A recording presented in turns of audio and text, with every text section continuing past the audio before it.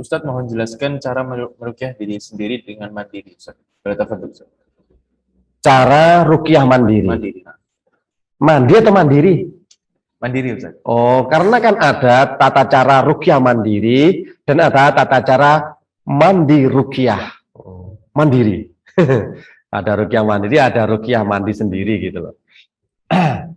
Sebenarnya ada beberapa tips cara untuk ruqyah mandiri. Coba bisa diambilkan gelas aqua. Atau gini aja sudah ada. Ah, ini ya. Dari mulai cara yang paling simpel ya. Ini paling enak, ini sudah aman.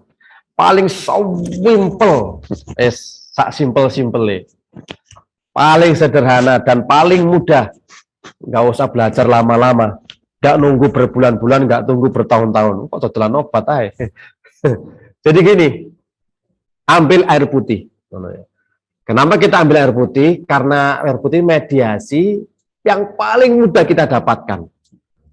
Kalau nunggu siapkan daun bidara, nggak ke semua tempat ada daun bidara, ya. Yang mungkin sekarang ada yang punya, tapi akhir-akhir ini aja. Tapi juga ada daerah yang memang nggak ada daun bidara atau nggak punya habatus sauda. Ini kan pembantu banyak. Tapi yang kita pilih simple adalah air putih. Setelah itu fokus. Bacakan ayat-ayat Al-Quran. Boleh milih bebas loh, enak kan? Boleh milih bebas lagi. Bacaannya bebas, hitungannya bebas, sakarpe dewe, wis. Ini juga termasuk ruqyah. Misalkan saya sukanya membaca Al-Ikhlas karena itu adalah surat yang paling pendek dan paling ikhlas ketika dibacakan. Itu enak, itu sudah simple. Nggak usah nanti saya bacakan Al-Baqarah 1 sampai 100. Ya belangkem tambah gak khusyuk nanti. Ambil aja ayat mana yang paling disukai.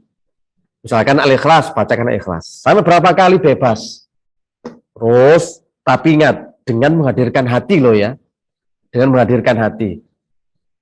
Nah, kemudian setelah sudah membacanya, bisa dengan berapa kali ya. Mau 5 menit, 10 menit. Nah, biasanya semakin fokus, semakin khusyuk, ada reaksi nanti. Pusing, atau pengen mual, pengen muntah. Gitu. Lanjutkan. Terus, sudah air putih aja. Yakin itu sudah air yang sudah membacakan ruqyah atau bacakan ayat-ayat Al-Quran sudah beda manfaatnya. Walaupun airnya putih, cuma air godokan, gitu ya. Tapi kalau dibacakan ayat, fungsinya, manfaatnya sudah jauh berbeda. Memohon kepada Allah supaya air ruqyah ini bisa bermanfaat dan menyembuhkan penyakitnya. Lalu minum setengahnya.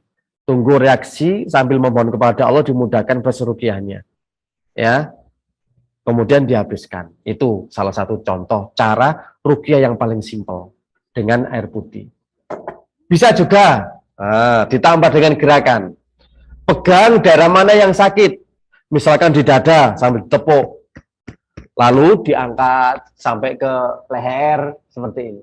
Nah, atau dipegang daerah sakit mana lagi, kepala. Nah, seperti ini. Diusap sampai gini. Itu cara yang kedua tambahan. Itulah ya.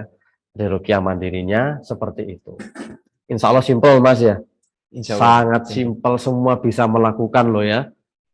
Nggak perlu nanti baca surat Al-A'raf. Wah, nggak butuh lagi surat Yusuf. Waduh, tambah bingung. Tambah kebanyakan nggak fokus nantinya. Aduh, saya nggak hafal. Misalnya lihat Quran malah nggak hafal. Justru kalau jenengan pilih ayat surat yang paling simpel atau yang paling ikhlas, yang paling bisa merasuk dalam jiwa kita, resapi maknanya, kita pahami, justru itu semakin bermanfaat. Daripada panjang semua diratani, Al-Fatihah iyo, ayat kursi iyo, trikul iyo, ayat terakhir bago iyo, semua iyo. Tapi kalau nanti kita malah nggak paham maknanya, justru malah kurang manfaat.